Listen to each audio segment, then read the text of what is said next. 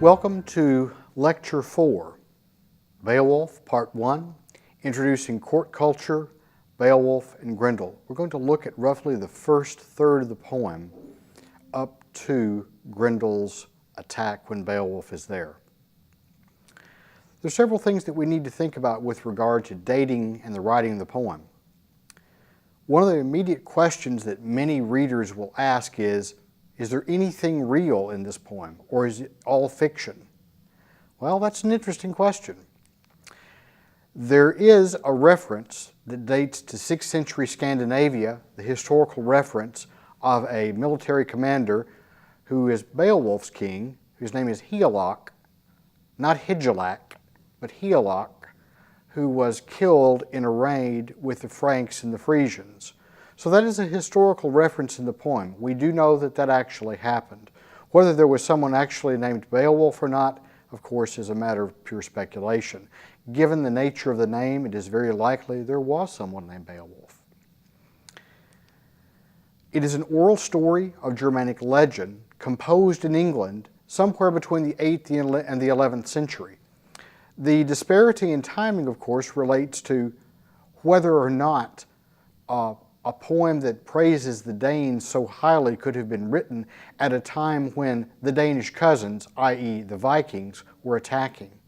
There is a small window of time from 1016 to 1066 when England was actually ruled by Danish kings, and it has been suggested not only was the manuscript, the single manuscript in which Beowulf appears, written at this time, but that the poem itself might have been written at that time. It's hard to say. One of the things is clear. There is a very decided difference between the cultural milieu of the poem, which is 6th century Scandinavia, which is pre-Christian, and the writer of the poem, somewhere between the 8th and the 11th century, who is certainly Christian, probably a Benedictine monk. We can't say absolutely, but that's often the speculation, given some of the matter that one finds in the poem, particularly in a section referred to as Hrothgar's sermon. The final assessment has to be that this is a pre-Christian story that is given a Christian overlay. At one point it was actually rather fashionable to attempt to dissect the Christian from the pre-Christian elements in the poem. Most scholars now regard that as a futile act because they are so interwoven together. Characteristic features of the poem. Genealogies. Our poem begins with a series of begets. So-and-so beget so-and-so beget so-and-so. We're looking at a series of Danish kings. Typically as well, you will often find characters referred to as the son of so-and-so. One of the things to keep in mind, there's a kind of ethic in the poem that says that good people beget good people. Bad people beget bad people. Now, certainly good people can have offspring who go wrong. Those that are evil can never have offspring that do good. That is a kind of implicit ethic. We might question that today, I think, certainly, but it is clearly an ethic that the poem upholds. Genealogies are important. Who you are depends on those connections with your past that are biological in nature. Kinnings. This is actually a poetic expression. It is a metaphor that you'll find throughout. The sea referred to as the whale road, or the whale's riding, or the swan road. It's a poetic expression, a metaphor, if you will. Laments. There's a good deal of sadness in Old English literature, and in Old English poetry in particular. We have several in Beowulf. We'll see in our second lecture on Beowulf the reference to the story about Hnaf and Hildebur, or the Lay of the Last Survivor that we'll look at in our third lecture on Beowulf. The sense of lamenting something, particularly loss, former days, the glory of the former days, the loss of individuals, is a built-in for society, certainly a society that is so clearly grounded in a Germanic culture related to war is going to have that element more directly. Hall scenes. Scenes of feasting. Remember that any military retainer is going to be feasted in a hall built by his military lord. Here, of course, we have Hrothgar, who has built Heorot. And at Heorot, we not only have singing and other kinds of festivity, but we also have the sharing of goods that are won. Being a good treasure giver is essential to being a good king. Having a hall to do it in is tremendously important. Treasure giving, then, we need to think about and see how it goes, because we're going to find later on that this applies both to males and females. In the third part of the poem, Hewed is referred to as, while she is a young woman, she is a virtuous woman because she herself is a treasure giver. So what we have ultimately in terms of the poem are the values of a warrior-based society. And one of the things to keep in mind, since Beowulf is an epic, is that people may be larger than life. Certainly I think Beowulf has to be, and of course he is there to meet the occasions of the day which demand a superhuman. There are several themes that you will watch and will think about in Beowulf as we read the poem. Good versus evil, public good versus private good, Christian versus pre-Christian, referred to as pagan in the poem. I've avoided that word because the word pagan has other associations in modernity, so I use pre-Christian instead. These are followers of Germanic religion. If you think about Old Norse religion like Valhalla, that would have been most likely the kind of notion of a kind of afterlife that Germanic peoples would have had before the advent of Christianity. What makes a good ruler? In fact, some people think that Beowulf is a poem that's specifically written to instruct someone on what it means to be a good ruler. We certainly have several examples of good rulers and bad ones. We have several groups of people that we need to keep separated. First of all, in the beginning of the poem, we meet the Danes. We have Hrothgar, the king, Wealhtheow, his wife, Freowaru, their daughter, and Unferth, who is a member of Hrothgar's court, who of course is going to challenge Beowulf in a verbal way about his heroic exploits in his fight with Breca. We have the Yats. Now I'm going to pronounce that G as if it is a Y, because in Old English that's actually what would have been. You may have heard someone else in the past refer to it as Geats. I'm going to say Yats. Just remember the difference. Beowulf is, of course, a representative of that group of people. These are tribes in Scandinavia. Hygelac is his military commander that we meet in the second portion of the poem, as it is sometimes called, Beowulf's Return Home. And Wiglaf, who is the only person who supports Beowulf in his last fight with the fire dragon. One of the things that we find in Beowulf is that there are challenges without and within. The killing of kindred is one of the most heinous acts in Germanic society. In fact, some of the earliest laws that we have in Germanic lore, not just from England, but also among some of the Germanic tribes on the continent, are laws that specifically deal with the killing of kindred. Clearly, this is a significant issue. The attack of Grendel, he is referred to as an offspring of Cain. The attack of Unferth, who, by the way, we also learn has probably killed one of his own family members, although he has been clever enough not to get caught at it. So the challenge without is Grendel. The challenge within is Unferth. One that sort of struggles throughout both parts of the poem is the notion of youth versus old age. To be young is to have strength, but not to have discretion.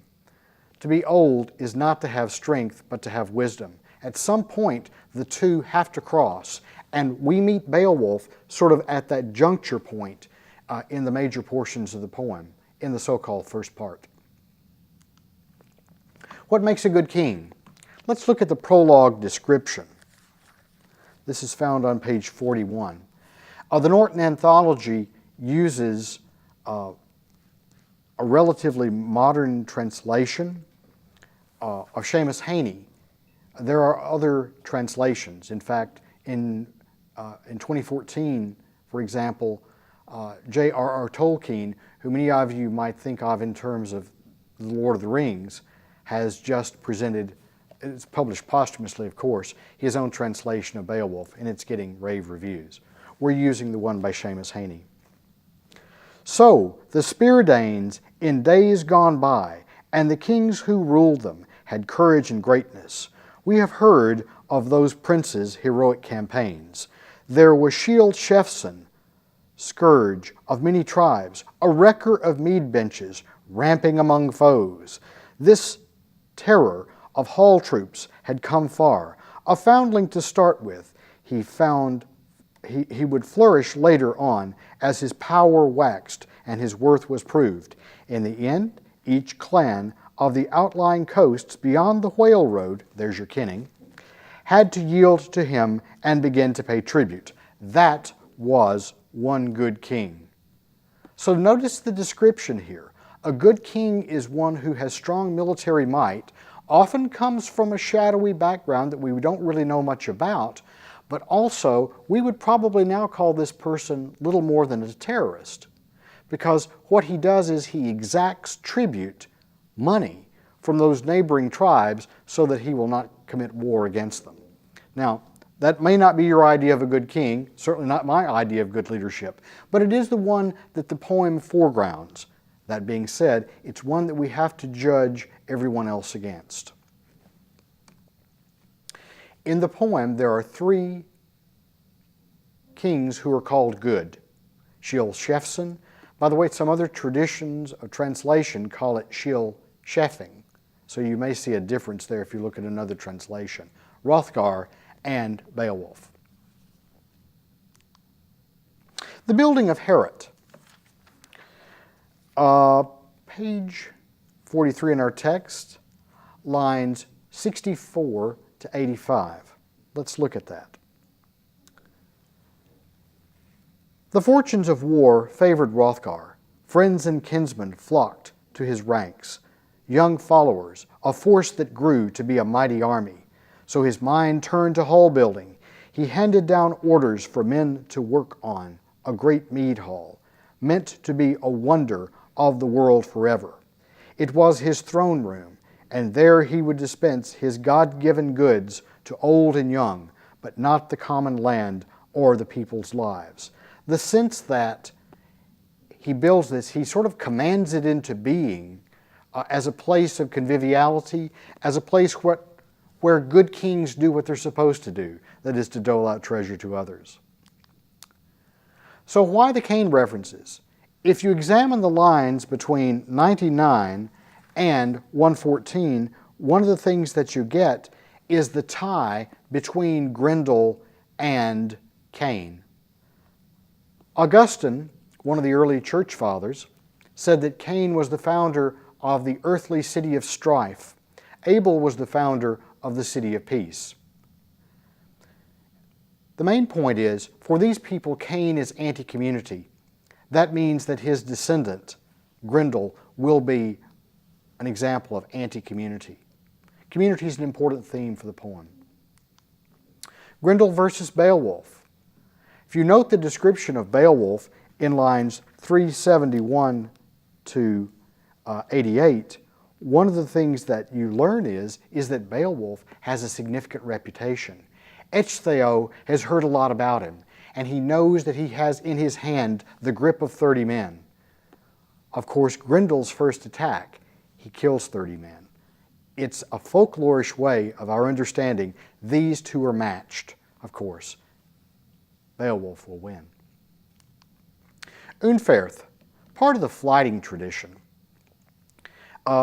Note the response of Beowulf back to him in lines 582 to 98 in particular. Beowulf essentially says, Unferth has had a little too much to drink. And he has been jealous of Beowulf. But Beowulf reminds him that if he had been what he was supposed to be, Grendel would have never come. And even more than that, Unferth, we know your real story. You actually killed one of your own kindred. You have to suspect that it must be true. Otherwise, Beowulf could not have gotten by with saying that. People sitting in the mead hall, having had too much to drink, a taunt to their reputation, clearly it has to be true. Or it's at least within the tradition which would allow certain kinds of elaborate talk in certain kinds of settings. Beowulf shows that he can brook the challenge about his own reputation, and that's going to be important. So we can make some tentative conclusions. First of all, Grendel is nothing but bad. He is a descendant of Cain, which means that he is anti-community. That means he's going to essentially try to upturn the entire experience that we see in the early part of the poem as contributing to the stability of the social order. We meet Beowulf, who is superhuman in many ways and matched perfectly with Grendel, both having the strength of 30. And finally, we meet Hrothgar and his court of retainers. Hrothgar is a good king, but for some reason or another, his Danish court can't stand this challenge of Grendel. Isn't it nice to have a Beowulf to come along when he needs to be? Keep reading.